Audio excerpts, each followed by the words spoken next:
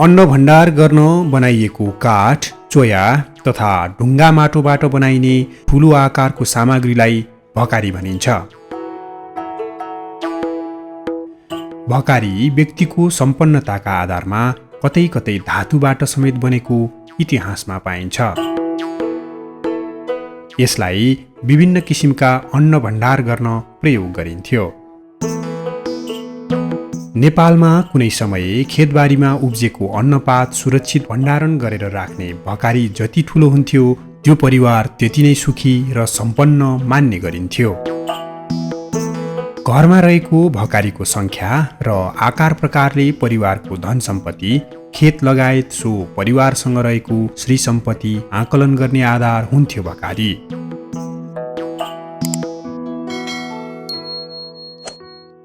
छोरी चेलीको वैवाहिक सम्बन्धको कुरा गर्न आउँदा छोरी पक्षले छोरा पक्षको घरमा रहेको भकारी हेरेर उसको आर्थिक हैसियत आकलन गरी वैवाहिक सम्बन्ध गाँच्ने वा नगाँच्ने भन्ने परम्परा थियो। तर अहिले न भकारी नै छन् न त अब ती परम्परा नै प्रचलनमा रहे। विशेष गरी माटोको भकारीमा विषादी नमिसाई खाद्यान्न सुरक्षित रहने भएकाले खाद्यान्न भण्डारणका लागि यो उपयुक्त मानिन्छ। धान, गहुँ, चामल, जौ, कोदो, फापर, सिमी, मकै, कागुनो लगायत खाद्यान्न भण्डारण गर्न माटोको भकारी पनि अति उपयुक्त मानिन्थ्यो। लेसिलो कालो वा रातो माटोमा गाईको गोबर, पानी र भुस मिसाएर मुस्दै महिनौं लगाएर माटोको भकारी बनाउने गरिन्थ्यो। त्यस्तै चोयाको भकारीमा समेत अन्न नबिग्रियोस् भनेर रातो माटो, गोबर तथा भुसको लिउन हाल्ने चलन थियो। विशेष गरी हिउँदमा भकारी बनाउने गरिन्छ।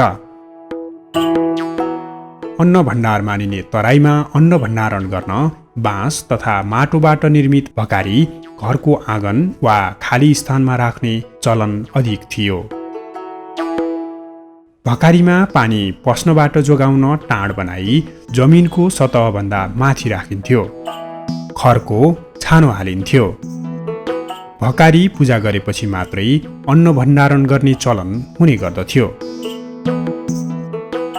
गाउँका किसानले अचेल धान, मकै लगायत अन्न राख्न भकारीको प्रयोग गर्न छाडेका छन्। प्लास्टिक तथा जस्ता पाताबाट निर्मित वस्तु तथा प्लास्टिकका बोरामा अन्नपात राख्न थालिएको छ। तराईमा थारू, डोम, मुसहर, हलखोर लगायत समुदायका मानिसहरूले माटोको भकारी बनाउने गर्दथे। परोपकाय पुण्याय पापाय परपीडम अर्थात् अरूको उपकार गर्नुभन्दा ठूलो अर्को कुनै धर्म हुँदैन र अरूलाई पीडा दिनुभन्दा तल्लो स्तरको अर्को कुनै पाप हुँदैन भन्ने त हाम्रो वैदिक सनातन धर्मले सिकाएको छ। त्यसैलाई समाजको हितमा प्रयोग गर्न मानिसहरूले धर्म भकारीको नाम दिएर त्यसमा किसानहरूले मुट्ठी दान गरी अन्न थुपार्ने गर्दथे। अन्न नासिँदा खडेरी वा बर्खा आदि समयमा त्यही अन्नको पालो पैँचो गरी भोकमरीमा हातमुख जोड्ने काम पनि गर्ने गरिन्थ्यो। अहिले समय फेरिएको छ। पुस्तौनी प्रथाका रूपमा रहेको धर्म भकारी समय क्रमसँगै विलय भएको छ।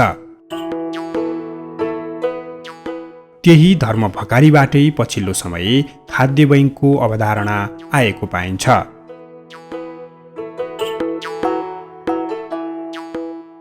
भकारीका बारेमा बनाइएको आजको भिडियो तपाईलाई कस्तो लाग्यो? तपाईको ठाउँमा पनि यस्तै कुनै सामग्री पहिले प्रयोग गरिन्थ्यो र अहिले लोप भएका छन् भने हामीलाई जानकारी गराउन नभुल्नुहोला। हामी त्यस सामग्रीको बारेमा पनि भिडियो बनाउने छौं।